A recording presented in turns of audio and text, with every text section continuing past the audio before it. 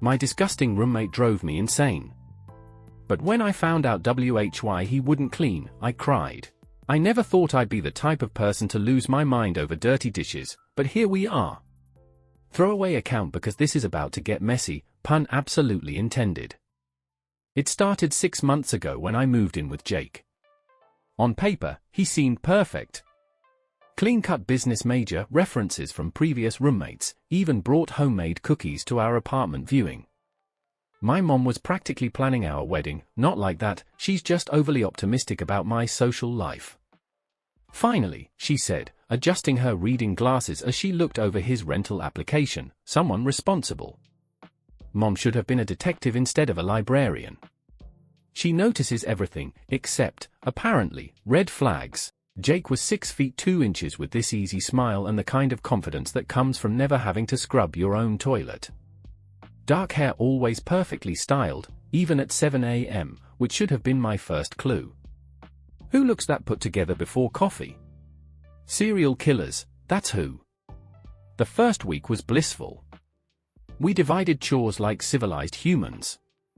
I took kitchen and living room, he got bathroom and trash duty. Simple. Fair. What could go wrong? Everything. Everything could go wrong. It started small. A coffee mug left in the sink. No big deal, I told myself, washing it along with my breakfast dishes. We're still getting into a rhythm. Week 3 brought a tower of pizza boxes on the counter. When I mentioned it, Jake flashed that $1 million smile and said, "Oh man, totally forgot. I'll get it later." Later never came. My best friend Sarah noticed the change in me first. Sarah's this tiny firecracker of a person with bright red hair and zero tolerance for nonsense. She once made a grown man cry for cutting in line at Starbucks. We were grabbing lunch when she stopped mid-bite of her sandwich and stared at me. "You're twitching," she said, pointing her pickle at my face. "I'm not twitching. Your left eye is literally doing a thing." "What's wrong?" I told her about the dishes, the trash, the bathroom that hadn't been cleaned since the Obama administration. Sarah listened with the intensity of someone planning a military coup. "Want me to talk to him?" she asked, cracking her knuckles. I have very persuasive methods. I declined. This was my battle to fight. The kitchen became a war zone, mountains of crusted plates, glasses that had achieved their own ecosystem, and a sink that smelled like something had died in it. Twice. I started taking photos. Not for social media, for evidence. My phone gallery became a horror show of domestic negligence. My sister Emma called while I was documenting a particularly offensive casserole dish that had been sitting there for 5 days. "Why are you breathing like that?" Emma asked. Emma's the practical one in our family, studying to be a lawyer with the organizational skills of a Swiss watch factory. Like what? Like a rabid animal. "Are you having an episode?" I wasn't having an episode. I was having a revelation. This wasn't about chores anymore. This was about respect, boundaries, and the fundamental fabric of civilized society. He left a pot with spaghetti sauce in it for so long that it's evolved into its own organism, I whispered into the phone, hiding in my bedroom like I was reporting from a war zone. "Have you talked to him?" Talked to him? I'd left sticky notes. I'd sent texts. I'd tried casual mentions, direct confrontations, and everything in between. Jake had this magical ability to deflect every conversation with jokes, promises, and that stupid smile. The bathroom incident changed everything. I walked in to brush my teeth and found. I can't even describe it without my blood pressure spiking. Let's just say someone had apparently been using our bathroom as a personal spark chemistry lab crime scene for weeks. That night, I called Dad. Dad's this gentle giant who's never raised his voice in his life, builds birdhouses for fun, and once cried watching a commercial about rescue dogs.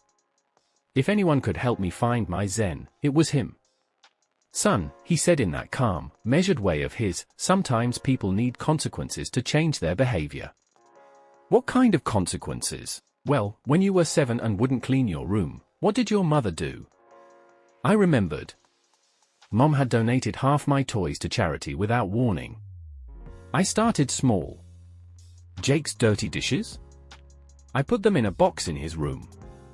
His overflowing trash? Moved it to his doorstep. The moldy bathroom? I cleaned it, then installed a lock with a key only I had. For 3 days, I felt like a criminal mastermind. Jake seemed genuinely confused, wandering around the apartment like a lost puppy, but I held strong. Then Sarah came over. "This place looks amazing," she said, spinning around our spotless living room. "Did Jake finally?" She stopped, sniffing the air. "What's that smell?" The smell was coming from Jake's room. The dishes I'd been relocating had created their own toxic waste site behind his door. The whole apartment reeked like a garbage dump in July. "Oh honey," Sarah said, covering her nose with her shirt. "This has gone too far. My family staged an intervention. Not for drugs or gambling, for my increasing obsession with household cleanliness. They cornered me at Sunday dinner, all sitting around Mom's dining room table with their concerned faces on. "You've lost 15 pounds, Mom said, passing around her famous pot roast like it could solve all my problems. "I'm eating fine." "You're not sleeping," Emma added. "You posted a photo of your cleaning supplies at 3 a.m. with a caption ready for battle. You named your vacuum cleaner," Dad chimed in gently. "That's concerning." His name was Sir Suxelot, and he was very good at his job, thank you very much. They made valid points. I had become slightly unhinged.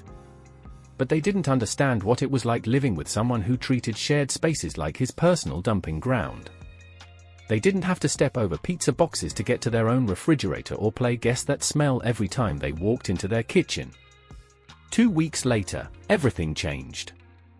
I was cleaning the living room, again, when I found Jake's laptop bag wedged behind the couch. It had fallen back there, and when I pulled it out, a stack of papers scattered across the floor.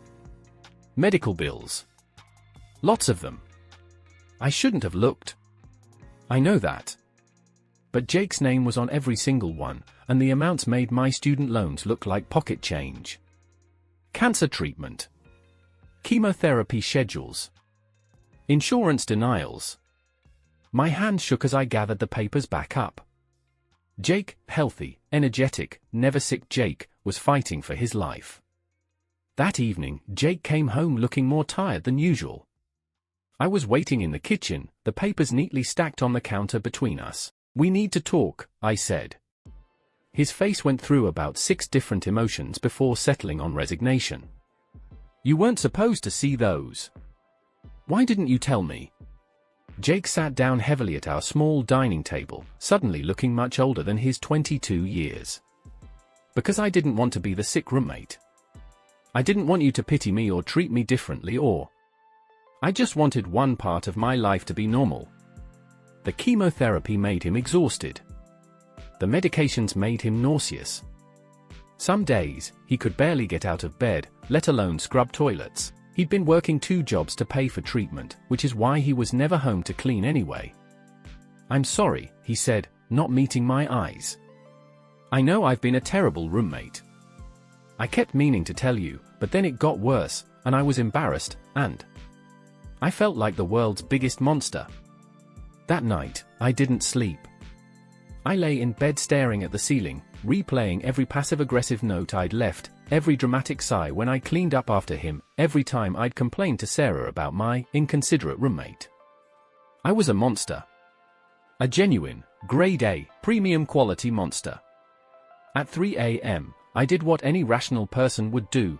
I called my mom and cried like a 5-year-old with a skinned knee. "Mom, I messed up. Really, really bad." "What happened, sweetheart?" Mom's voice was soft and sleepy, but alert. Mom has this superpower where she can go from dead asleep to full crisis management mode in 0.3 seconds. I told her everything. The cleaning obsession, the dish relocation project, the bathroom lock, and finally, Jake's medical papers. By the end, I was sobbing so hard I probably woke up half the building. "Oh honey," Mom said, and I could hear her putting on her robe, probably heading to the kitchen to make that chamomile tea she pushes on everyone during emotional emergencies. You couldn't have known. But I should have. I should have asked why instead of just assuming he was lazy. You're human, sweetheart. Humans make mistakes. The question is, what are you going to do now? Jake was already gone when I woke up, probably to one of his jobs or a treatment appointment. I spent the morning deep cleaning the entire apartment like a woman possessed. Not because I was obsessed with cleanliness anymore, but because I needed to do something, anything, to make up for months of being the worst person alive. Sarah showed up around noon with coffee and donuts, took one look at me scrubbing the baseboards with a toothbrush, and immediately went into crisis mode. Okay, what fresh hell is this? She demanded, setting down her offerings and crossing her arms. Sarah in full protective mode is like a tiny tornado with excellent nail polish. I told her about Jake's cancer. About the medical bills. About how I'd been tormenting a sick person for months because I couldn't handle dirty dishes. Sarah sat down hard on our freshly vacuumed couch. Holy crap.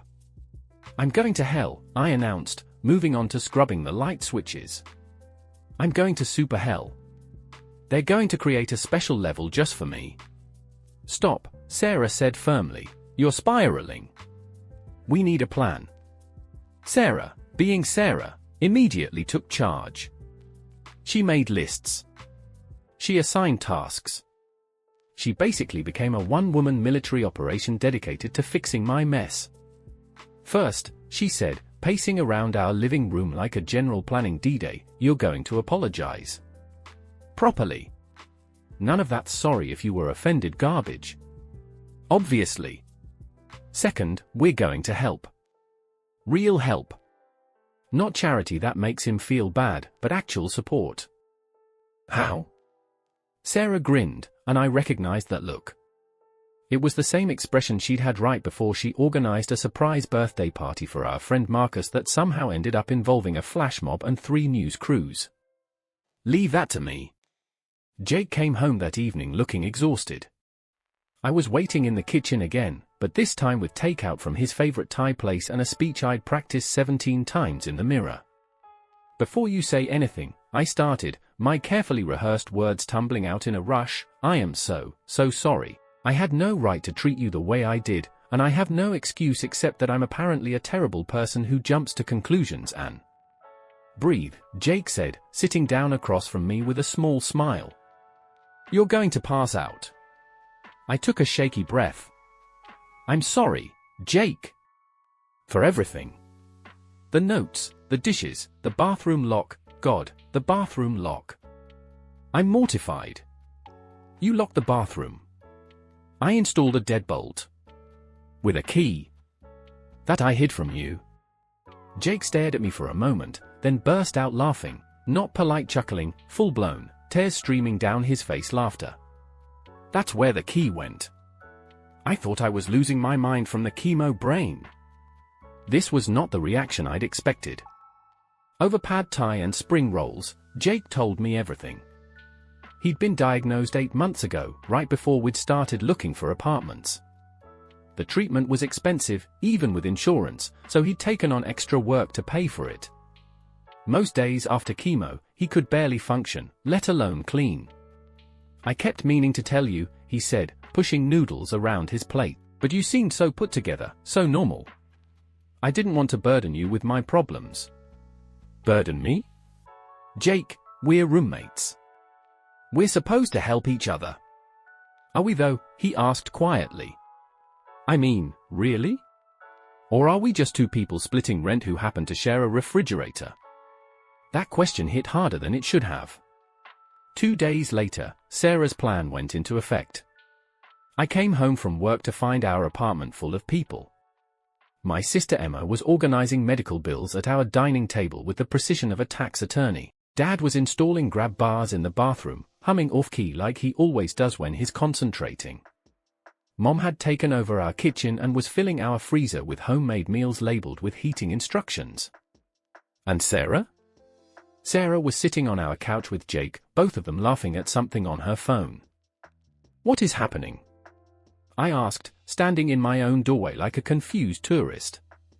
Family meeting, Emma announced without looking up from her paperwork. We're adopting Jake. You can't just adopt people. Watch us, Mom called from the kitchen. Jake looked overwhelmed but happy, genuinely happy in a way I hadn't seen since we'd moved in together. Our apartment became Grand Central Station. Emma stopped by twice a week to help Jake navigate insurance claims and medical paperwork. Dad installed shelves, fixed our leaky faucet, and somehow convinced Jake to let him teach him woodworking as therapy. Mom. Well, Mom decided Jake was her fourth child and acted accordingly. She brought groceries, did laundry, and fussed over him like he was 7 years old with a cold instead of 22 with cancer. Sarah appointed herself Jake's social coordinator, dragging him to movies and coffee dates on his good days and bringing him magazines and terrible reality TV on his bad ones. And me? I learned to ask instead of assume. To offer help instead of keeping score. To see my roommate as a person instead of just someone who occasionally left dishes in the sink. Last month, Jake got his test results back. Clean. Completely, totally, miraculously clean. We threw a party. Not a big one, Jake still gets tired easily, but Sarah brought cake, my parents came over, and Emma even took a break from her law school applications to celebrate. But here's the real kicker, Reddit. The thing that's going to sound made up but I swear is true, Jake asked if he could stay. Not just until his lease was up. Permanently, as in, real roommates who actually like each other and want to share a space. You guys have been more family to me in 6 months than some of my actual relatives have been my entire life, he said, getting all emotional over Mom's victory cake. I don't want to go back to living alone.